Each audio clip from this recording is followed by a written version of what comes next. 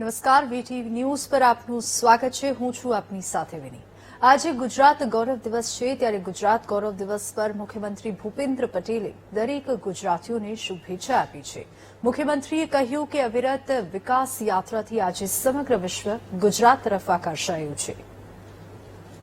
દેશ અને દુનિયામાં વસતા મારા વહાલા ગુજરાતી ભાઈઓ બહેનો સૌને મારા નમસ્કાર. આપણા ગુજરાતના 66મા સ્થાપના દિવસ અવસરે મારી અને મારા મંત્રીમંડળની સૌ ગુજરાતીઓને ખૂબ ખૂબ શુભેચ્છાઓ પાઠવું છું. મહાત્મા ગાંધી, સરદાર સાહેબ, સ્વામી દયાનંદ સરસ્વતી, શ્યામજી કૃષ્ણ વર્માના આશીર્વાદ, પરમ પૂજ્ય રવિશંકર મહારાજ, ઇન્દુ ચાચા જેવા અનેક મહાપુરુષોની પ્રેરણા અને માર્ગદર્શન, લોકોનો અવિરત કઠોર પરિશ્રમ, બધાના સહયોગથી ગુજરાતે પોતાની વિકાસ યાત્રા શરૂ કરી હતી. આજે એ સૌના ઋણ સ્વીકાર કરવાનો અવસર છે. તારીખ 1 મે 1960ના દિવસે જ્યારે મુંબઈથી અલગ રાજ્ય બન્યું, ત્યારે સૌના મનમાં પ્રશ્ન હતો કે રણ, દરિયો અને ડુંગર ધરાવતું રાજ્ય કેવી રીતે આગળ વધશે. પરંતુ 1960થી 2000ના 4 દાયકાની ગુજરાતની વિકાસ યાત્રા અને 2001 પછીના 2.5 દાયકાની અવિરત વિકાસ યાત્રાનો દીવા જેવો સ્પષ્ટ ફરક સૌ કોઈ આજે જોઈ શકે છે. ગુજરાત આજે વિકાસની એવી ઊંચાઈ પર છે કે વિશ્વ આખું ગુજરાત તરફ આકર્ષાયું છે. તેના મૂળમાં છે આપણને મળેલું શ્રી નરેન્દ્રભાઈ મોદી જેવું વિઝનરી નેતૃત્વ અને વિકાસ માટેની પ્રતિબદ્ધતા. આદરણીય શ્રી મોદી સાહેબે વિકાસની રાજનીતિનો યુગ ગુજરાતમાં વિકસાવ્યો. ગુજરાત તેમની પ્રેરણાથી આજે દેશના વિકાસનું રોલ મોડેલ બની ગયું છે.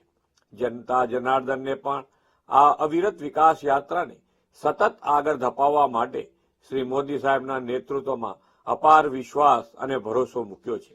એ જ ભરોસો અને વિશ્વાસ તમે સૌએ સ્થાનિક સ્વરાજ્યની સંસ્થાઓની તાજેતરની ચૂંટણીમાં પણ અમને પ્રચંડ સમર્થન આપીને અકબંધ રાખ્યો છે. આ પ્રેમનો નતમસ્તકે અમે ઋણ સ્વીકાર કરીએ છીએ.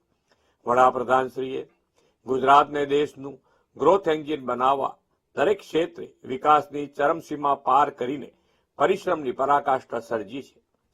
વડાપ્રધાનશ્રીએ વીજળી, પાણી, રોડ નેટવર્ક, આરોગ્ય, શિક્ષણ અને સામાજિક સેવાઓની બેઝિક જરૂરિયાતો સંતોષવા ઉપર ફોકસ કરીને આ બધા ક્ષેત્રોમાં આમૂલ પરિવર્તન લાવી દીધું છે. આજે જ્યોતિગ્રામ યોજનાથી 24 કલાક સતત 3 ફેઝ વીજળી રાજ્યના અંતરિયાળ વિસ્તારોના ગામો સુધી મળી રહી છે. વીજળી ઉત્પાદનની ક્ષમતા 8,750 મેગાવોટમાંથી વધીને લગભગ 53,000 મેગાવોટ થઈ છે.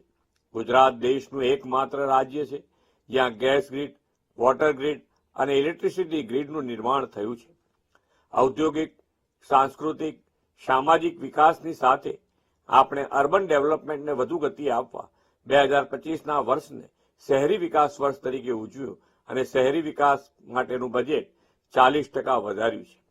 વેપારી રાજ્ય તરીકે ઓળખાતા ગુજરાતમાં મૂડીરોકાણ વધે, નવા વેપાર ઉદ્યોગ વિકસે તે માટે શ્રી નરેન્દ્રભાઈએ 2003થી વાયબ્રન્ટ ગુજરાત ગ્લોબલ ઇન્વેસ્ટર સમિટની શરૂઆત કરાવી હતી. વાયબ્રન્ટ સમિટની સતત સફળતાને પગલે ગુજરાત આજે global gateway to the future અને દેશમાં સૌથી ઓછો બેરોજગારી દર ધરાવતું રાજ્ય બન્યું છે. આપણા દરેક જિલ્લાની પોતાની આગવી પ્રોડક્ટ અને વિશેષ સ્ટ્રેન્થ છે. આદરણીય વડાપ્રધાનશ્રીની પ્રેરણાથી આપણે આ સ્ટ્રેન્થને વોકલ ફોર લોકલથી ગ્લોબલ પ્લેટફોર્મ આપવા વાયબ્રન્ટ ગુજરાત રિજિયોનલ કોન્ફરન્સની શરૂ કરી છે. ઉત્તર ગુજરાત અને સૌરાષ્ટ્ર કચ્છ પ્રદેશની આવી કોન્ફરન્સને જ્વલંત સફળતા મળી છે. હવે દક્ષિણ ગુજરાત પ્રદેશની વીજીઆરસીનો ગુજરાત સ્થાપના દિવસથી સુરતમાં પ્રારંભ થયો છે. હવેનો જમાનો સોલર, વિન્ડ અને હાઇબ્રિડ રિન્યુએબલ એનર્જીનો અને ગ્રીન હાઇડ્રોજનથી ગ્રીન ગ્રોથનો છે. ગુજરાતે તો એ દિશામાં ક્યારનું આયોજન કરી દીધું છે. આપણી રિન્યુએબલ એનર્જી કેપેસિટી દેશની કુલ કેપેસિટીના 15% થઈ છે. સોલાર રૂફટોપ યોજનામાં ગુજરાત 3 લાખથી વધુ ઘરો આવરી લઈને બહુ આગળ નીકળી ગયું છે. પરંપરાગત ઉદ્યોગથી આગળ વધીને આપણે રાજ્યમાં હાઈટેક ઇન્ડસ્ટ્રી સ્થાપનાને વેગ આપ્યો છે. રાજ્યમાં 2 સેમિકન્ડક્ટર પ્લાન્ટ કાર્યરત થયા છે અને હજુ 2 થવાના છે. આણંદ અને ધોલેરા સેમિકોન ઇન્ડસ્ટ્રીના હબ બનવાના છે. એઆઈ આધારિત ઉદ્યોગોને વેગ આપવા માટે ગિફ્ટ સિટી ખાતે એઆઈ સેન્ટર ઓફ એક્સેલન્સની સ્થાપના કરી છે. રાજ્યના સર્વગ્રાહી વિકાસમાં ઇન્ફ્રાસ્ટ્રક્ચર ડેવલપમેન્ટની પણ એટલી જ મહત્વની ભૂમિકા છે. નીતિ આયોગની મદદથી સુરત અને તેની આસપાસના વિસ્તારના સ્ટ્રેટેજિક ડેવલપમેન્ટ માટે Surat economy region development plan તૈયાર કર્યો છે. ઉત્તર ગુજરાત, સૌરાષ્ટ્ર, મધ્ય ગુજરાતના વિસ્તારના સર્વાંગી વિકાસ માટે પણ આવા 6 રિજિયનલ ઇકોનોમી માસ્ટર પ્લાન તૈયાર થઈ રહ્યા છે. વિકાસની તકો વધારવાની સાથે સાથે લોકોનું જીવન ધોરણ સરળ બને તે માટે આપણે અર્નિંગ વેલ, લિવિંગ વેલ પર ફોકસ કરીને 2047ના વિકસિત ગુજરાતનો રોડ મેપ ઘડ્યો છે. દેશમાં એકમાત્ર આપણું ગુજરાત જ એવું રાજ્ય છે જેને આવું આગવું વિકાસ વિઝન તૈયાર કર્યું છે. અર્નિંગ વેલ અને લિવિંગ વેલની વિભાવના સાથે સસ્ટેનેબલ ડેવલપમેન્ટ માટે પર્યાવરણ અનુકૂળ વિકાસનું આપણું લક્ષ્ય છે. પર્યાવરણ જાળવણીથી ગ્લોબલ વોર્મિંગના પડકારોનો સામનો કરવા આદરણીય વડાપ્રધાનશ્રીએ મિશન લાઈફની પ્રેરણા આપી છે. એનો પ્રતિસાદ આપતા આપણે વરસાદી પાણીના સંચય માટે કેચ ધ રેઇનની રાજ્યવ્યાપી ઝુંબેશ શરૂ કરી છે. એક પેડ માં કે નામ અન્વયે વધુને વધુ વૃક્ષો વાવીને ધરતી માતાને હરિયાળી બનાવી છે. પર્યાવરણ જાળવણી સાથે સ્વાસ્થ્ય અને તંદુરસ્ત માટે રમતગમતને પણ પ્રોત્સાહન આપીએ છીએ. વડાપ્રધાન શ્રી નરેન્દ્રભાઈ મોદી અને ગૃહમંત્રી શ્રી અમિતભાઈ શાહના સફળ પ્રયાસોથી ગુજરાતને કોમનવેલ્થ ગેમની યજમાની કરવાનો અવસર મળ્યો છે. આ કોમનવેલ્થ ગેમથી વિશ્વને ભારતને આંગણે આવકારવા અને ગુજરાત સ્પોર્ટ્સ હબ બનાવવા આપણે ઉચ્ચ કક્ષાનું સ્પોર્ટ્સ ઇન્ફ્રાસ્ટ્રક્ચર વિકસાવી રહ્યા છીએ.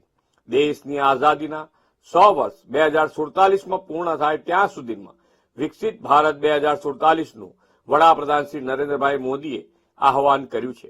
2047 સુધીના આ સમયને તેમણે દેશનો અમૃતકાળ કહ્યો છે. આ અમૃતકાળમાં ગુજરાતને તો તેની સ્થાપનાના 75 વર્ષ એટલે કે અમૃત મહોત્સવ 2035માં ઉજવવાની એક મોટી તક મળી છે. 2035 સુધીમાં આપણે ગુજરાતને દુનિયાનું વિકાસનું દિશાદર્શન કરાવનારું મોડેલ સ્ટેટ બનાવવું છે. આપણો તો એક જ સંકલ્પ છે, ગરીબ, અન્નદાતા, યુવાઓ, નારી શક્તિ, વંચિત અને નાનામાં નાના માનવીને PM Kisan Samman Nidhi, PM Awas Yojana, PM Garib Kalyan Anna Yojana અને જરૂરિયાતમંદ સૌને આયુષ્યમાન ભારતનું વડાપ્રધાનશ્રીનું આરોગ્ય રક્ષા કવચ પણ પૂરું પાડીને તંદુરસ્ત સમાજથી વિકાસની મુખ્ય ધારામાં લાવીને સૌના સાથ, સૌના વિકાસ, સૌના વિશ્વાસ અને સૌના પ્રયાસથી ગુજરાત વિકાસના દરેક ક્ષેત્રમાં પ્રથમ ક્રમે રહે. આજના ગુજરાત ગૌરવ દિવસે વિકસિત ભારત